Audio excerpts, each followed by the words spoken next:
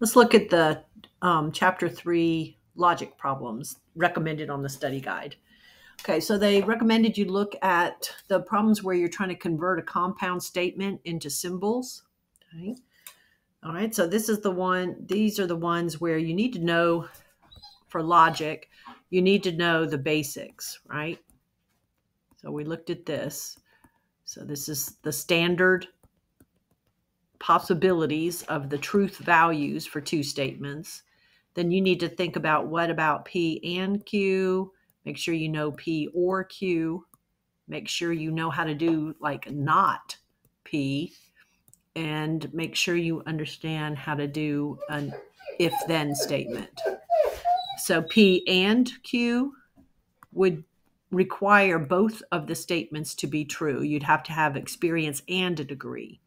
P or Q, you could have one or the other or both. So on that one, you just need one true statement to be true. Not P just means take the values of P and do the opposite. And then the if then is the broken promise one. So my promise to you is if you do your homework, you'll pass the class. So if you did your homework and you passed your class, I didn't break my promise. But if you did your homework and you didn't pass, then I broke my promise. And then these two, I didn't make a promise about what would happen if you didn't do your homework. So those are also true. You need to know that. Just like on sets, you need to know intersection and union. You need to know the complement of a set, and you need to know difference of a set. So you need to know that here. And so this one is for and, this is or, this is not, and this is your if then. Okay, so the first chunk of problems just has us take a English sentence and change it into compound statement into symbols. And we got to pay attention to that's P. Tyler collecting DVDs is P. And Josh being an art major is going to be Q. So Tyler collects DVDs is P, and is this symbol. Josh is not an art major would be not Q. All right, I meant to do the odd ones the even ones, because you can get the odd ones. All right, Tyler does not collect DVDs would be not P. And then or Josh is not an art major would be or not Q. So you have to make sure you get the or and get the nots in there. Okay. All right. Let's try 52. Josh is an art major, and Tyler does, oops, I almost messed that one up. You see how it was Josh? Josh is an art major is Q, and is that way. And then Tyler collecting DVDs is P, and we want him to not collect DVDs. Okay. And then I don't think it'll be anything like 53 or 54. All right, let's take a look at this one. This one says, find the truth value of each compound statement. And it's telling us that P is true. So I'm going to write it here. P is true. We're told that. Q is false, and so is R. And we're supposed to come up with what, at the end, the value of the overall statement would be. Okay, so I'm just going to do a couple of these. Let me try. Why don't I need one with and or. Why don't I do 26 and 28 should be sufficient. Give you the gist of that, and you can try others if you want. So with 26, okay, we have Q and not R. Or not R and P. And with 28, we're trying to do not P and Q or not R. Now on this one, don't do the whole entire truth table. You're just looking at what the value turns out to be at the end on these. Bo, shh. Q is false. R is false, and I need not that. Okay, and then P is true. So you just kind of substitute them in, and you almost work it out like you would an order of operations problem. So false, not false would be true. Okay, false or true would be true, and then true and true would be true. So 26, overall, final answer would be true. Okay. Now in 28, I'm going to do not P. P starts out true, so not true, and Q is false, or R starts out false. Okay. So not true would be false. So I have false and false, or, and then not false would be true. False and false is false. False or true, or you could be one or the other, would overall be true when you're finished. Okay, so that's the gist of what they're talking about when they say to find a truth value of a compound mathematical statement. All right, then there was one on constructing a truth table for the compound statement. And look, they're telling you the objectives basically for every question on the final exam. So you know you're going to have one like this, one like this. You know, you're going to have one like this, and then one where you're analyzing arguments, like they say. So just really look at these. If you spent some time early on, now it's just a quick refresher to figure these out. All right, let me do one like, let's see. Why don't we do one like 54 and then one like 56? Some messy ones. You'll probably have a much easier one than that. All right, so for 54, I'm going to start off by getting my P and Q. True, true, false, false, true, false, true, false. You always assume it's going to start that way. All right, now you can write your, I'm only going to show one way of doing this. You can write your statement down. You can put the values underneath those columns. Not Q would be the opposite of Q. It's my dog. He's crying because he's not outside with everybody else. Okay. All right. And then watch order of operations. We need to do what's in parentheses first. So true and false would be false. True and true would be true. False and false, that would be false. And false and true would be false. Because and you have to have both values true. So we were looking at these two, and then we were thinking and. Okay. All right, and then at this point, I'm going to be looking at the result I just got together with these values, and this is an and, okay? So thinking and. So that would be false. This would be true, true and true. False and false would be false. So would that one. And so that would be my final answer. And if they do it as a multiple choice, it'll probably be like the values listed in order. So that would be one of the answer choices, and then maybe another one might be true, true, false, false. They're assuming you've set it up like this, and then the answers might be multiple choice like that, and then there'd be other options. All right, let's do one more truth table. So let's look at 56. So start with your P and your Q possibilities. So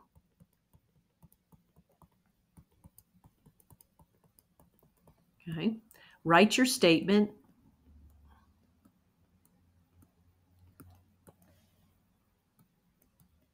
This is probably going to be more going on than what you'd really have. And then you can go in and say, okay, so not P would be false, false, true, true.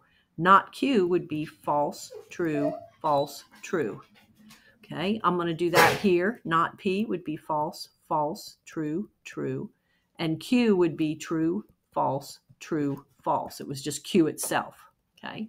Then I'm going to go and do what's in parentheses. So I have to do the and. Let me change it to another color at this level. So that would be false, false, false, true.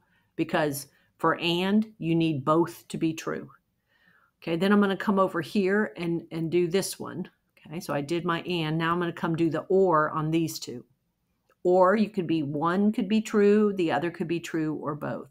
So that would be true, false, true, true. Okay. All right. And let me change to red now. Let me get here.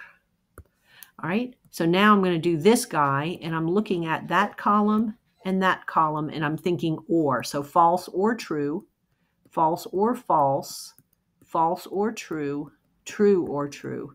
And then that would be my final answer. And so I would look for the answer choice that lists those four in that order. Okay. All right. And then one other one they suggested you do is analyze arguments using truth tables. So for those, you have to remember how to convert from something like this into a compound statement.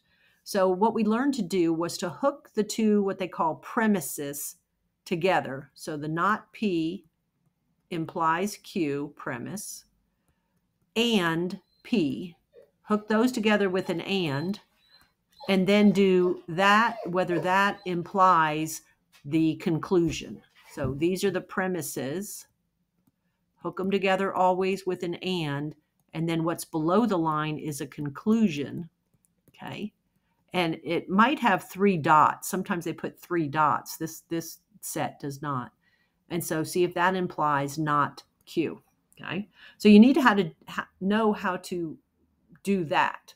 So let's just do a couple of these. So this one, I would have done P or not Q. Okay.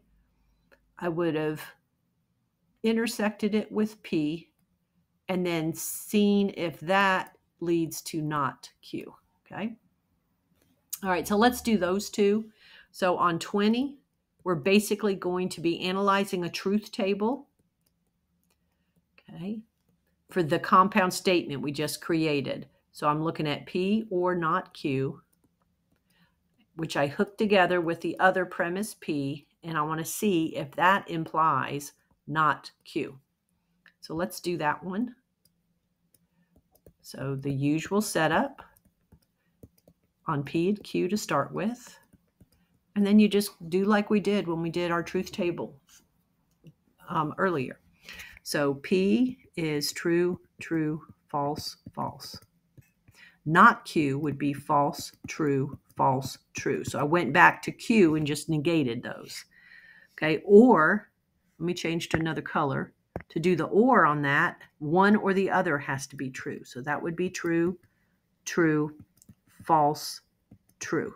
Okay, now let me go back and write P. P was just true, true, false, false.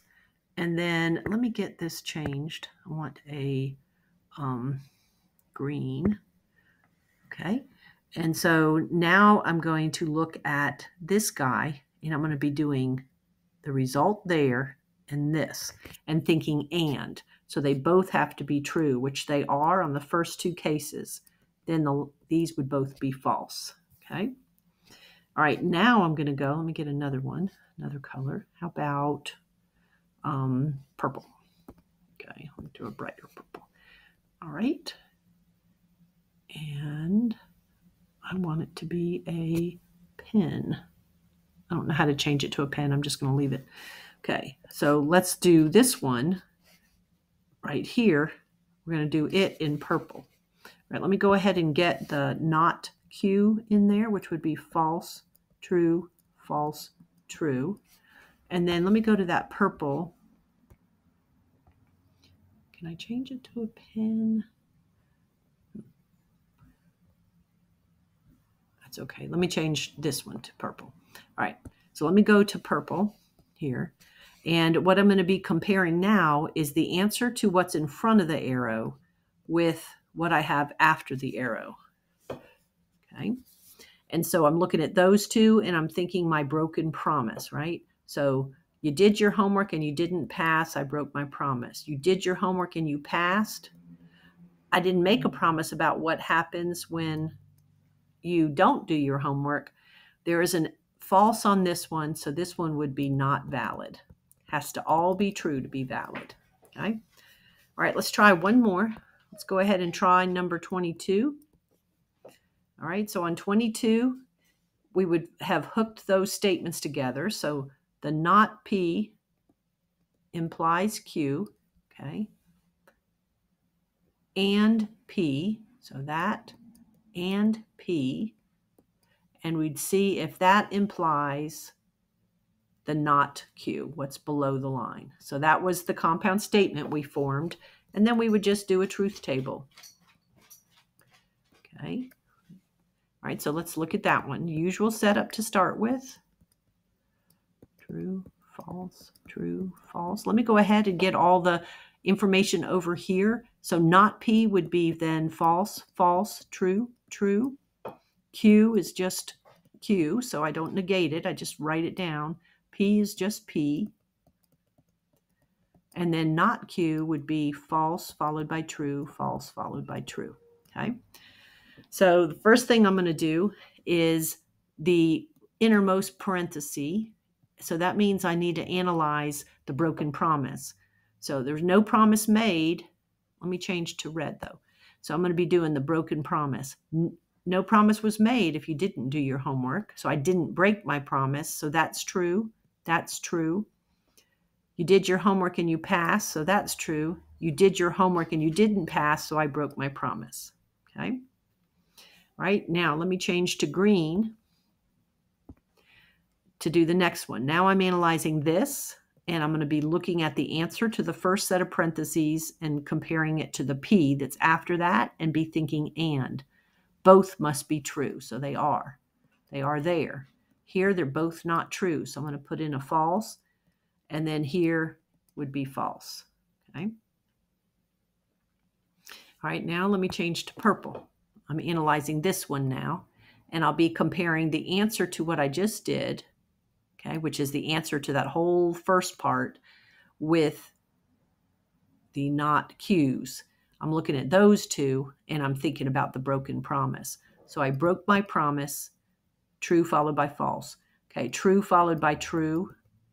False to start with is always true. There is one false one, so this argument in general is not valid. Okay.